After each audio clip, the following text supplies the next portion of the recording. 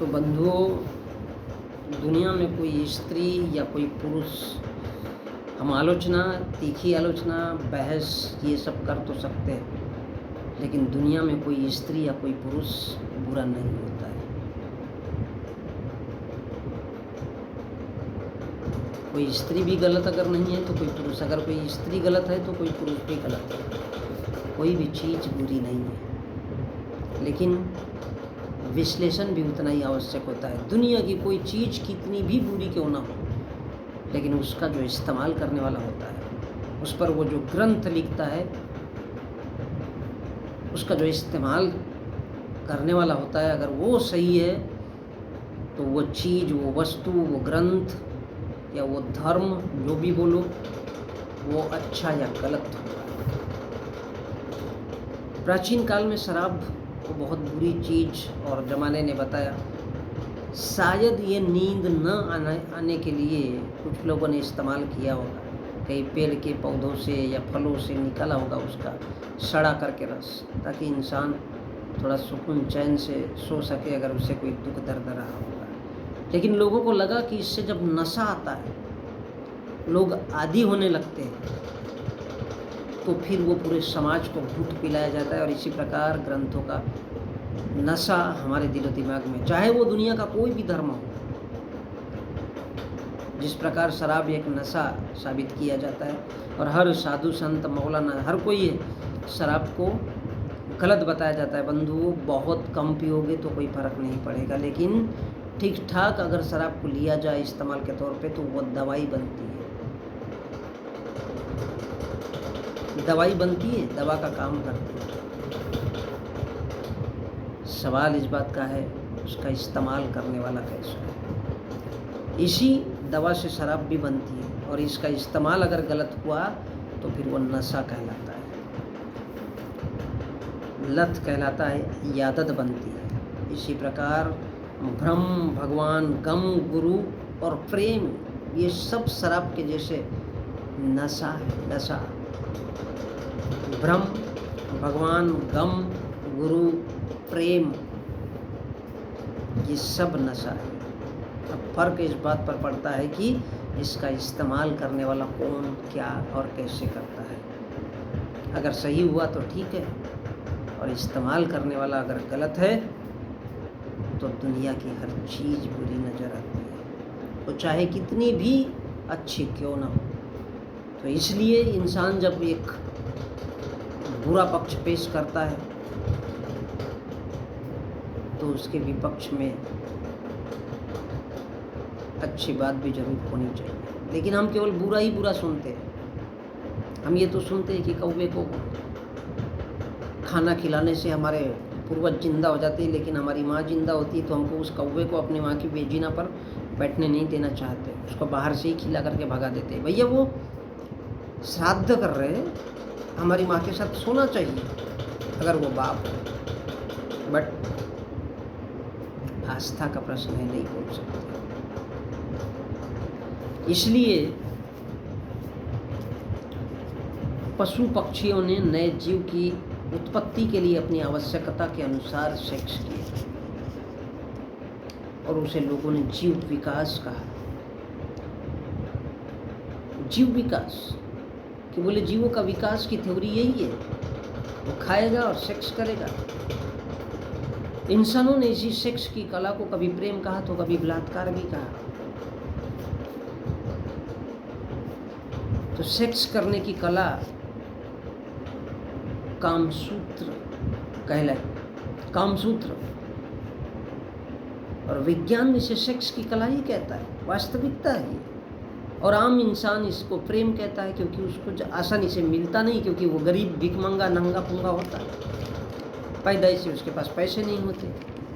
और जिसके पास पैसे होती है, आपने कभी देखा है, एलन मस्क ने कभी बलात्कार किया, गौतम अडानी ने कभी बलात्कार किया, मुकेश अंबानी ने कभी, मोहन भागवत ने बलात्कार किया? नहीं किया, क्योंकि उसके पास पैसा है। अगर उसको लगा तो वो कृष्ण के जैसे स्त्रियों को खरीद के सेक्स कर लेगा, चाहे वो कुबड़ी हो या फिर कोई रुक्मणी जैसी।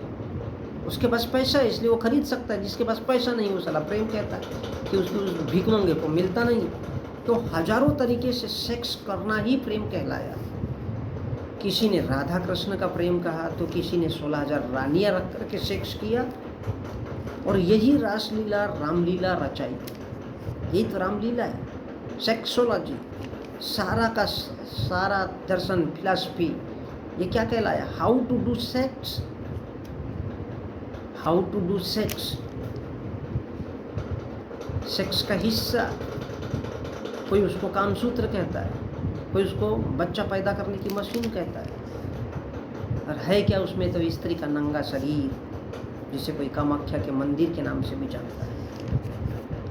और बंधुओं, यही वास्तविकता है कि सेक्सोलॉजी किसी ने नहीं कहा प्रेम को, किसी ने नहीं कहा, जबकि how to do sex is love. Finish. How to do sex is love. Sex कैसे करना है? अब कैसे करना है मतलब बैठे बैठे या फिर खड़े खड़े, टांग उठा के या टांग झुका के, लेटे लेटे या सोए सोए, खड़े खड़े, आगे से या पीछे से, डालना कैसे है? कुत्तों के जैसे या शेर के जैसे,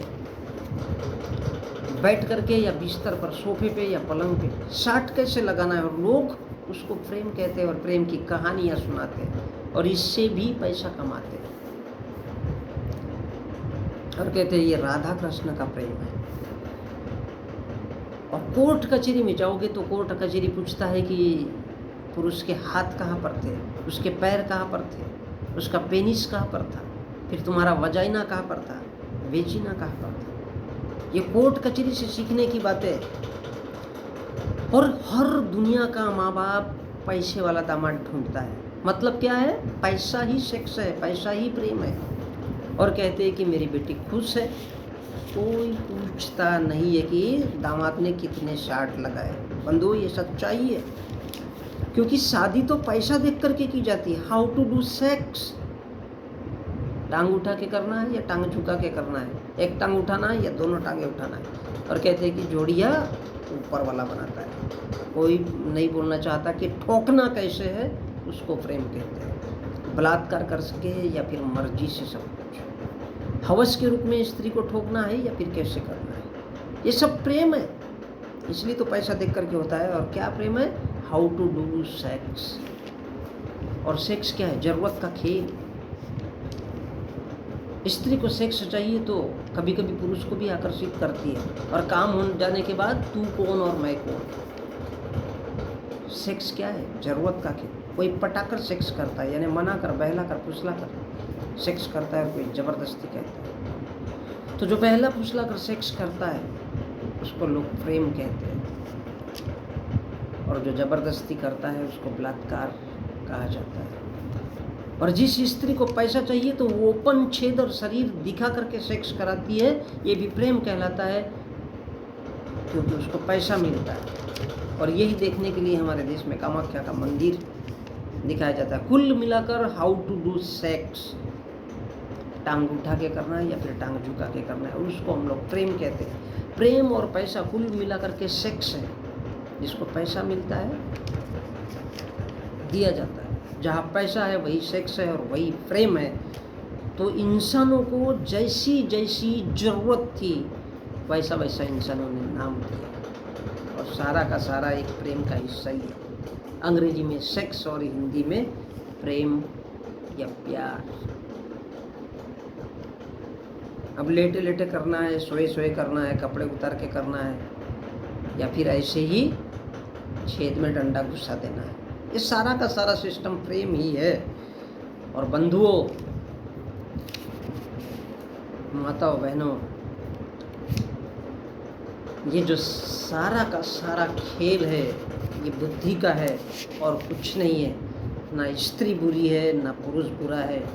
सच तो ये है कि जिसकी जैसी ज़रूरत उसने इंसान को वैसा ही समझा। तो सेक्स प्रेम, और प्रेम मैं बार बार दोहराना चाहूँगा कि चाहे वो इस देश का राजा हो, कोई प्रधानमंत्री हो, कोई जज हो, कलेक्टर हो, इंजीनियर हो, दुनिया का हर इंसान किसी में फ़र्क महसूस नहीं कर सकता। फ़र्क इस बात का है कि किसकी ज़रूरत कैसी है और वो ज़रूरत के हिसाब से उसको कभी स्त्री को बुरा कहा जाता है तो कभी पुरुष को बुरा कहा जाता है। अब वो चाहे साधु हो, सन्यासी हो, मौलाना हो, पादरी हो या किसी भी दुनिया का कोई भी धर्म क्यों ना हो, हर किसी ने अपने अपनी ज़रूरत के हिसाब से स्त्री और पुरुष को परिभाषित किया, वर्णित किया। और ये जो सारा का सारा खेल है, ये मनुष्य के बुद्धि का खेल है। धार्मिक ग्रंथ ये बुद्धि का खेल है। जिसको पैसा कमाना था उसने एक दूसरे को बुरा कहा, उसमें नफरत भी डाली, ईर्ष्या भी डाली और जलन भी डाली। तो जिसकी जैसी ज़रूरत या भूख होगी वो दुनिया को उसी निगाह से देखेगा।